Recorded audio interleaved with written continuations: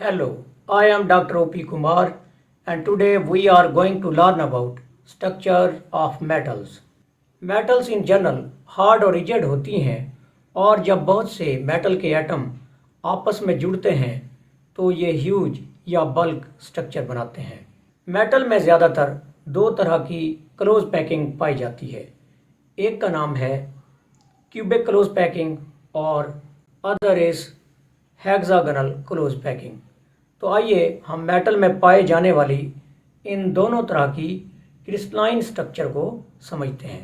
जैसा कि हम जानते हैं कि मेटल्स सिमिलर तरह के एटम से मिलकर बने होते हैं और इनमें बहुत सारे एटम्स मेटालिक बॉन्ड के थ्रू जुड़कर ह्यूज या जायंट स्ट्रक्चर बनाते हैं। Free electrons are roaming over the assembly of positively charged spheres of identical radii, which are packed together in the space as completely as possible. एक metal atom के कुछ electron free होते हैं और वो electron एक एटम से दूसरे एटम पर आ जा सकते हैं, रोम कर सकते हैं और इनका जो रेडियाई होता है वो एक जैसा होता है। मेटल एटम के सेंटर में पॉजिटिवली चार्ज न्यूक्लियस रहता है और इनके जो रेडियाई होते हैं वो आइडेंटिकल होते हैं, सिमिलर टाइप के होते हैं।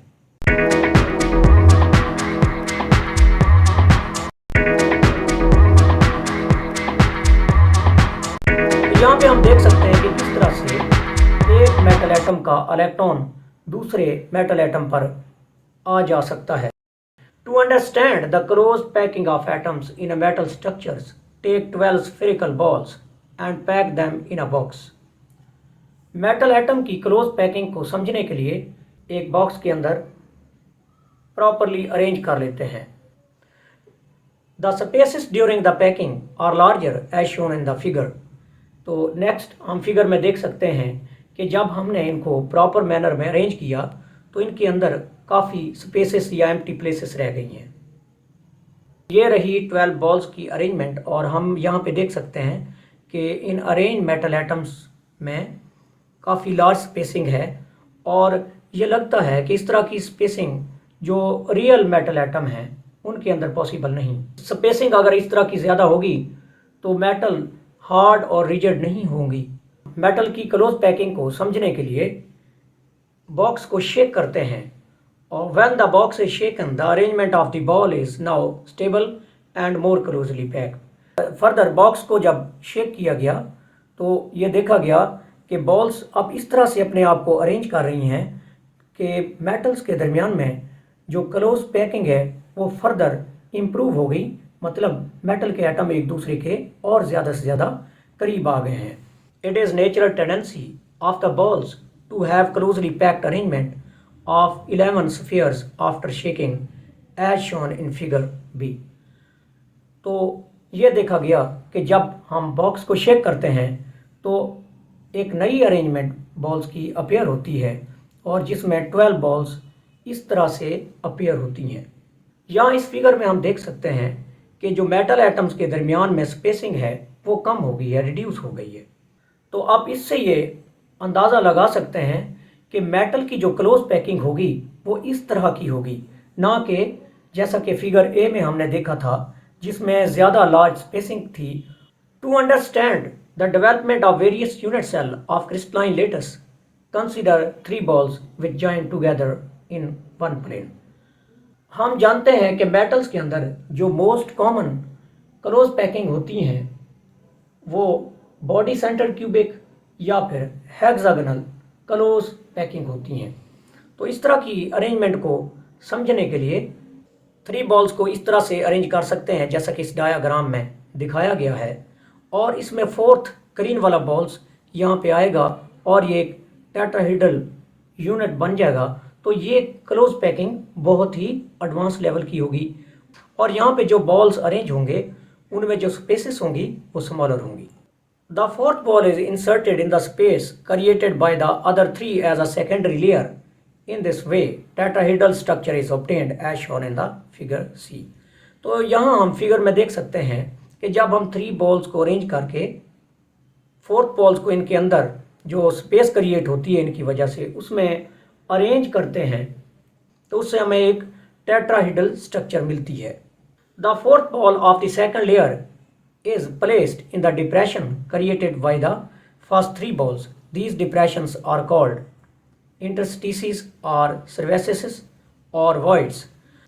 अब इस शेप में जो हमें खला दिखेंगे उनको हम इंटरस्टिसेस, एम्प्टी स्पेसेस या फिर वॉइड का नाम दे देंगे।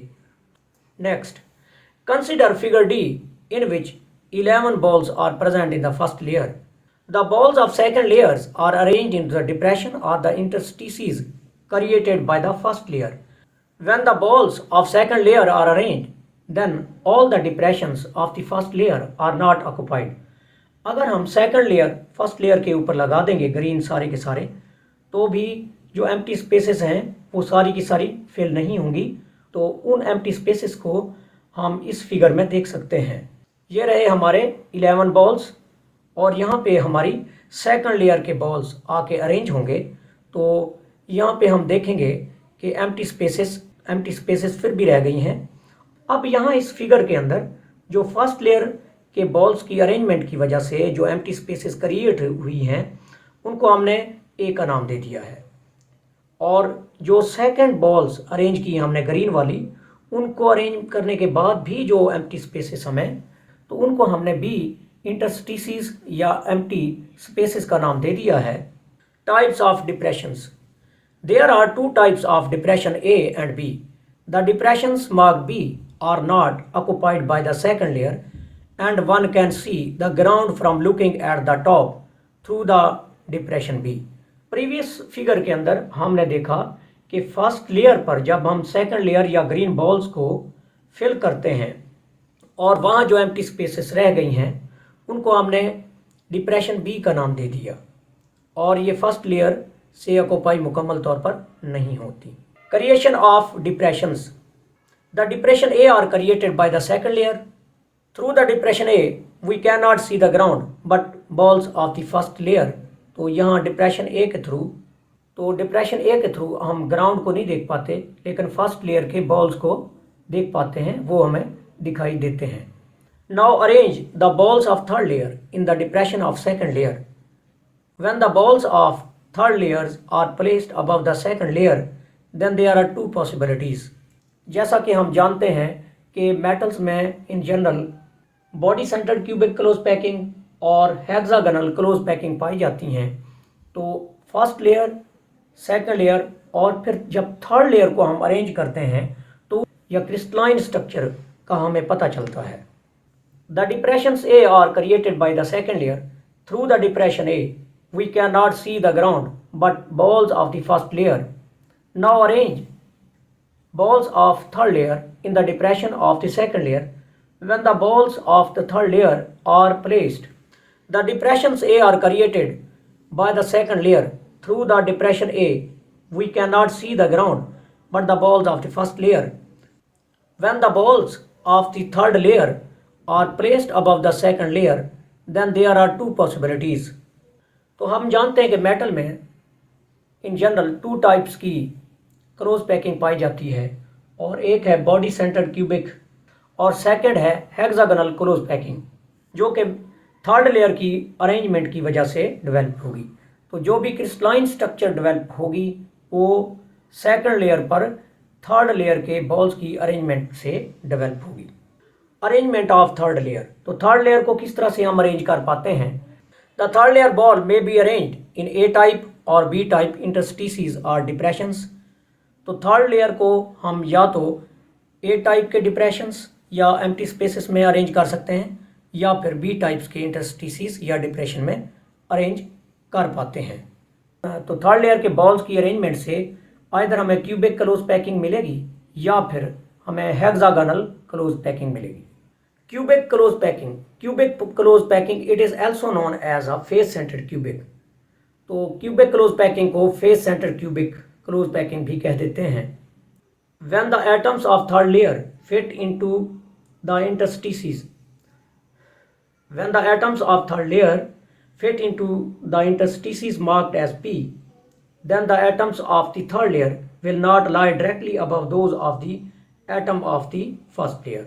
इसका मतलब यह है कि थर्ड लेयर के एटम बिल्कुल भी फर्स्ट लेयर के एटम को टच नहीं कर पाएंगे अगर हम थर्ड लेयर के एटम्स को बी इंटरस्टिसेस या स्पेसेस बी के ऊपर रख देते हैं। This pattern of arrangement is called A B C और 1 2 3 1 2 3। अब इस तरह की अरेंजमेंट को हम ए बी सी या फिर 1 2 3 1 2 3 अरेंजमेंट कहते हैं। The balls of fourth, seventh and 10th layer will be in front of each other. और यहाँ पे फोर्थ, सेवंथ और 10th लेयर के जो बॉल्स होंगे वो एक दूसरे के आमने सामने होंगे या रिपीट होंगे, बिल्कुल सेम उसी तरह के होंगे। Face centred cubic close packing को हम इस स्ट्रक्चर में देख सकते हैं कि किस तरह से इनकी अरेंजमेंट होती है। फिगर ई, इस फिगर में हम क्यूबिक अरेंजमेंट को देख पा रहे हैं। जब थर्ड लेयर के एटम्स स्पेसिस पी को कवर कर लें तो इस तरह से जो अरेंजमेंट होगी, तो इसे हम क्यूबिक क्लोज पैकिंग और फेस सेंटर्ड क्यूबिक अरेंजमेंट कहते हैं। और इसे लेटर्स ए बी सी से भी याद रखते हैं। Next, hexagonal close packing. When the atoms of third layer are arranged in such a way that they occupy the A-type surfaces created by the first layer. Next, hexagonal close packing. When the atoms of third layer are arranged in such a way that they occupy A-type surfaces. जो A-type surfaces हैं, हम जानते हैं कि ये second layer जब हम first layer पर अरेंज करते हैं तो जो एम्प्टी प्लेसेस फर्स्ट लेयर के दरमियान में होती हैं उनको हम ए टाइप सर्विसेज कहते हैं। और जब इन पर थर्ड लेयर के बॉल्स अरेंज किए जाएं तो इस तरह से जो अरेंजमेंट या स्ट्रक्चर हमें मेटल की मिलती हैं उनको हम हेक्सागोनल क्लोज पैकिंग कहते हैं। When the atoms of third layer are arrange in such a way that they occupy the types A services created by the first layer. जब थर्ड लेयर के एटम्स को इस तरह से अरेंज किया जाए कि वो ए टाइप्स की सर्विसेज या एम्प्टी स्पेसेस को कवर कर लें, वो अगर दिखाई ना दें तो इस तरह से जो पैकिंग हमें मिलेगी और स्ट्रक्चर जो हमें मिलेगी उसको हम हेक्सागोनल क्लोज पैकिंग का नाम देते हैं। Then these atoms will directly lie above the atoms of first layer. और यहाँ पे ये डायरेक्टली लाई करेंगे, ये ऊपर पड़े होंगे फर्स्ट लेयर की बॉल्स के जो हम थर्ड लेयर की बॉल्स अरेंज कर रहे हैं। This pattern of arrangement is usually written as A B और 1 2 1 2। इस तरह से जो अरेंजमेंट हमें मिलेगी उसे हेक्सागोनल क्लोज पैकिंग या फिर लेटर ए बी या फिर हम डिजिट 1 2 1 2 से भी रिप्रेजेंट करते हैं। This pattern has been named as hexagonal close packing. The balls of third, fifth and seventh layer will be in front of each other। और यहाँ पे रिपीटिशन होगी थर्ड, फिफ्थ और सेवन्थ लेयर के बॉल्स में, तो एक तरह की लेयर्स दोबारा से रिपीट होंगी। इस डायग्राम में हम हेक्सागोनल क्लोज पैकिंग को देख रहे हैं।